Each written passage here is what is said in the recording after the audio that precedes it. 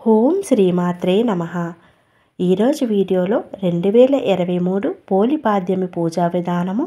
కార్తీక మాసం పూర్తి ఫలితం రావాలి అంటే పోలిపాడ్యం రోజు ఎన్ని దీపాలలో ఎన్ని వత్తులు వేయాలి, అరటి దొప్పలు దొరకలేని వాళ్ళు ఎలా దీపాలను వదలాలి, అదేవిధంగా పోలిపాడ్యమి రోజు 365 వత్తులు వెలిగించవచ్చా, పోలిపాడ్యమి తేదీ మరియు దీపాలు ఎన్ని గంటలకు మనం వదలాలి, తులసి కోట లేని వాళ్ళు ఏం చేయాలి, అన్నీ కూడా వివరంగా అయితే ప్రతి ఒక్కటి కూడా ఈ వీడియోలో తెలుసుకుందాము. మరియు పూజా విధానాన్ని చూపిస్తూ కూడా నేను వీడియోని అయితే పెట్టాను. వీడియో అయితే స్కిప్ చేయకుండా దయచేసి ఎండింగ్ వరకు చూడగలిగితే చూడండి. ఒక్క లైక్ అయితే ఇవ్వండి ఫ్రెండ్స్. 2024 సంవత్సరంలో డిసెంబర్ 2 సోమవారం రోజు పాడ్యమి తిథి వచ్చింది. మనకి ఆదివారం తిథి మొదలైన సోమవారం ఉదయం తిథి ఉంది కనుక ఆ రోజే మనం పోలిపాడ్యమిగా జరుపుకోవాలి. సోమవారం తెల్లవారుజామున 6 గంటల లోపు అంటే కృతికా నక్షత్రాలు ఉన్న సమయంలోనే, ఇంకా తెల్లవారుజామున అయితే ఇంకా మంచిది, మనం దీపాలు అన్నవి నదిలో వదులుకోవాలి లేదా ఇంట్లో. అయితే తులసి కోట లేని వాళ్ళు ఏం చేయాలి అక్క అని చాలామంది అడుగుతున్నారు. మీకు తులసి కోట ఆనవాయితీ లేకపోతే బోర్ ఉంటుంది కదా, మోటార్, అన్ని ఇంట్లకు కూడా ఇప్పుడు బోర్ ఉంటుంది లేదా ట్యాప్స్ ఉంటాయి. వాటి దగ్గర బయటన మనం పూజను చేసుకోవచ్చు. గంగాదేవి ఉన్న చోట కూడా మనం పూజనైతే చేసుకోవచ్చు.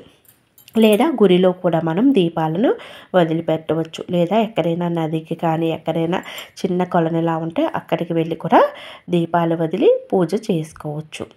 అయితే తులసి కోట దగ్గర అయితే మనం మంచిగా ఇలా అలంకరించుకొని దామోదరుణ్ణి పెట్టుకోవాలి. చిన్న రాయి రూపంలో లేదా చిన్న మట్టి రూపంలో లేదా ఇలా చిన్న విగ్రహాన్ని కూడా పెట్టుకోవచ్చు మీ దగ్గర ఉంటే. దామోదరుడు అంటే ఆ శ్రీ మహావిష్ణువే స్వరూపంలో ఏది ఉన్నా సరే మనం పెట్టుకోవచ్చు. నేనైతే ఎప్పుడూ తులసి కోటలో ఈ విగ్రహం ఉంటుంది, అదే ఇక్కడ పెట్టుకున్నాను. తర్వాత మనం అందంగా అలంకరించుకోవాలి. ఈరోజు ముఖ్యంగా మనం ఏ పూజ చేసినా కార్తీక మాసం అంతా చెయ్యలేని వాళ్ళు కూడా ఈ ఒక్కరోజు పూజ చేస్తే కార్తీక మాసం అంతా చేసినంత పుణ్యం మనకి కలుగుతుంది. అయితే ఏ ఒక్కరోజు దీపారాధన చేయకపోయినా ఈరోజు దీపారాధన అరటి దొప్పల్లో దీపాలు వదిలినట్టయితే మనకి మాసం అంతా చేసినట్టు పుణ్యమైతే కలుగుతుంది. 365 వత్తులు ఇప్పటి వరకు వెలిగించలేని వాళ్ళు గుడిలో కానీ లేదా మనం తులసి కోట దగ్గర కానీ ఈరోజు వెలిగించుకోవచ్చు.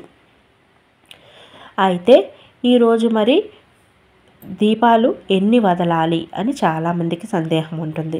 ఈరోజు ఎవరి ఆనవాయితీని బట్టి వాళ్ళు 33 కానీ 35 కానీ దీపాలు వదులుకోవచ్చు.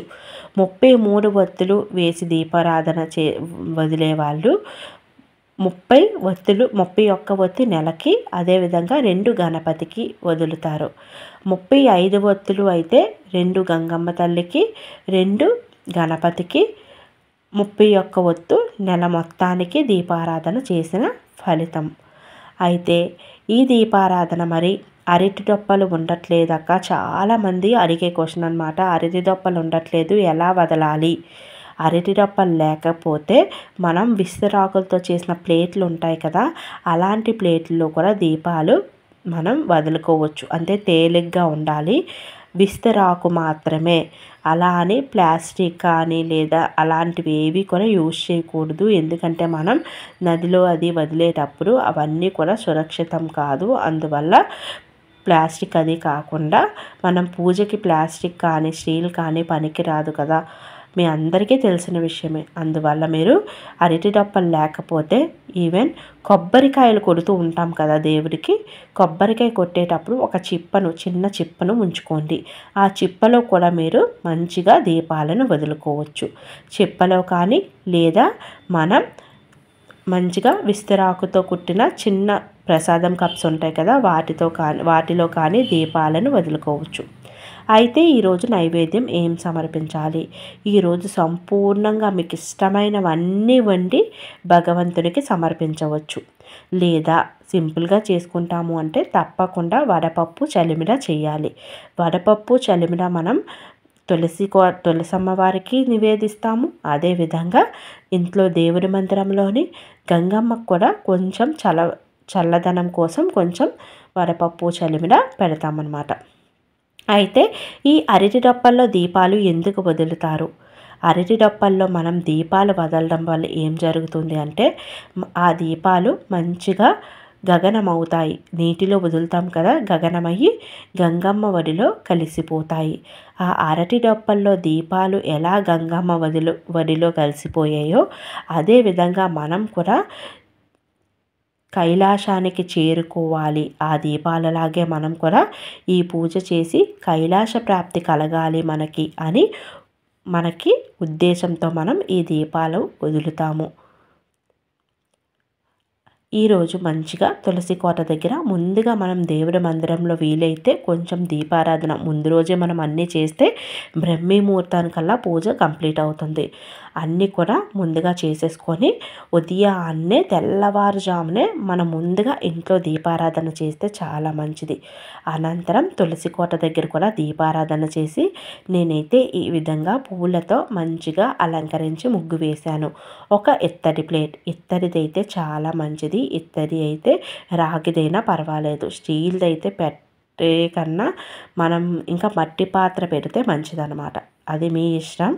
పెట్టుకొని మంచిగా పాత్ర ఏది లేదు అంటే మరి ఏదైనా తప్పదమ్మా, లేదు ఉంది అంటే మాత్రం తప్పకుండా పెట్టుకోండి. నేను ఇక్కడ ఒక నదిలాగా చేస్తున్నాను, చూసారు కదా. ఇలా మంచిగా కొలనులాగా ఒక పూలన్నీ వేసి శివయ్యది చిన్న విగ్రహం ఉంటే నేను ఎప్పుడు కూడా ఇలాగే పెట్టుకొని మంచిగా ఇందులో నేను దీపాలని వదులుతాను. ముందుగా గంగమ్మకి పసుపు కుంకాన్ని పూలను సమర్పించాలి. అమ్మవారికి గోరంత పసుపు కుంకం సమర్పిస్తే మనకి నిండు సౌభాగ్యాన్ని అమ్మవారు ప్రసాదింపచేస్తారు. అందువల్ల మనం మంచిగా పసుపు కుంకాన్ని గంగలోని వేసుకొని తర్వాత ఆ ప్లేట్కి పసుపు కుంకాన్ని పెట్టుకోవాలి. నిండుగా పెట్టుకోండి. లేదు అంటే ఈ ప్లేట్ని మీరు రాత్రి కూడా అలంకరించుకోవచ్చు. నేనైతే ఉదయాన్నే పెట్టుకుంటానన్నమాట. ఇలా పెట్టిన తర్వాత ఇక్కడ మీరు కావాలి అంటే ఉసిరి దీపాలు, పిండి దీపాలు, 365 ఒత్తులు ఏవైనా వెలిగించుకోవచ్చు. ఇదే వెలిగించాలి అని ఏమీ లేదు, ఏవైనా వెలిగించవచ్చు. తర్వాత అరటి దొప్ప తీసుకొని దానికి కూడా మంచిగా నిండుగా పసుపు కుంకంతో బొట్లు పెట్టుకోండి. ఇలా పెట్టిన తర్వాత మనం దీనిలోని ఒత్తులు వేసుకోవాలి. మీకు ఆల్రెడీ పోలిపాద్యము ఒత్తు ఏ విధంగా చేసుకోవాలో చూపించాను కదా, ఆ ఒత్తుని నేను నేతిలో తడిపి ఇలా పెట్టుకున్నాను. అయితే ఇంట్లో అందరూ వెలిగించాలా అంటే మీ ఇష్టమమ్మ. ఇంట్లోని ఆడవాళ్ళు వెలిగిస్తే సరిపోతుంది.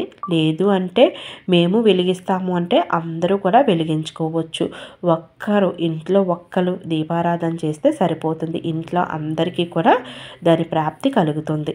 అయితే ఈ విధంగా మనం ఒత్తిని వెలిగించి వడపప్పు చలిమిడ పసుపు కుంకం పుష్పము పెట్టి మంచిగా గంగమ్మకు ఇలా 3 సార్లు మనం తోసి ముందుకు పంపించాలి. ఈ ఒత్తు అంతా కాలి గగనమై గంగలో కలిసిపోతుంది. చూసారు కదా, ఇలా మనం చేసుకొని అమ్మవారికి తాంబూలం కూడా వీలైతే సమర్పించి మంచిగా నమస్కరించుకోండి. పూజ అనంతరం ఇవన్నీ కూడా కొండెక్కిన తర్వాత ఇంట్లో చేసుకున్నట్టయితే ఇవన్నీ తీసేసి మంచిగా ఎవరు తొక్కని ప్రదేశంలో వేసేయండి. ఆ నీటిని మంచిగా ఏదైనా మొక్క మొదట్లో వేసేయండి. విగ్రహాలు పూజా సామాగ్రి అన్నీ మళ్ళీ యూజ్ చేసుకోవచ్చు. చూసారు కదా. ఇంకా ఏమైనా డౌట్స్ ఉంటే తప్పకుండా కామెంట్ సెక్షన్లో కామెంట్ చేయండి. కార్తీక మాసం చెయ్యలేని వాళ్ళు కూడా వెలిగించవచ్చా అక్క అని అడుగుతున్నారు. తప్పకుండా పోలిపాద్యం పూజ అందరూ కూడా చేసుకోవచ్చమ్మా, చేసుకోండి. ఇంకా డౌట్స్ ఉంటే కామెంట్ చేసి అడగండి. మరొక మంచి వీడియోతో మళ్ళీ కలుద్దాము. ఓం శ్రీమాత్రే నమః.